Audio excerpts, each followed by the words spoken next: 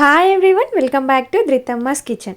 Road side fast food సెంటర్లో చేసే fried rice taste వచ్చేలా ఇంట్లోనే టేస్టీ ఫ్రైడ్ రైస్ని హెల్దీగా ఇలా నేను చూపించిన ప్రాసెస్లో ఒకసారి ట్రై చేసి చూడండి.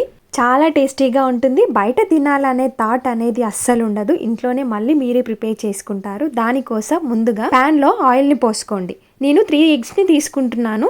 ఎగ్ ఆమ్లెట్ వేసుకొని ఒక బౌల్లో వేసి పక్కన పెట్టేసుకోండి. సేమ్ ప్యాన్లో మళ్ళీ కొంచెం ఆయిల్ని పోసుకోండి. కట్ చేసిన క్యాబేజీ తురుము, బీన్స్, కరివేపాకు, పచ్చిమిర్చి, క్యారెట్, ఆనియన్, సన్నగా కట్ చేసిన వెల్లుల్లిపాయలను వేసి లైట్గా ఫ్రై చేసుకోండి. నెక్స్ట్ ఎగ్ ఆమ్లెట్ని వేసి ఒకసారి కలుపుకోండి. చూడండి, రైస్ని ఇలా ముందే ఉడకబెట్టేసుకొని కంప్లీట్గా చల్లారేలా చూసుకోండి. రైస్ కంప్లీట్గా చల్లారాక ఫ్రై చేసిన ఎగ్లో వేసేసుకోండి.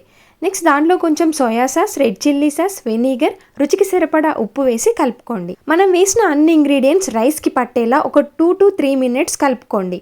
లాస్ట్లో చిటికెడు మిరియాల పౌడర్ని వేసి మొత్తం అంతా కలిసేలా కలుపుకోండి. అంతే అండి, ఒక బౌల్లోకి సర్వ్ చేసేసుకోండి. చాలా టేస్టీగా ఉంటుంది. వేడివేడిగా తింటే మాత్రం ఇంకా బాగుంటుంది. ఇలా ఒకసారి మీరు కూడా ట్రై చేసి ఎలా వచ్చిందో కమెంట్ చేయండి.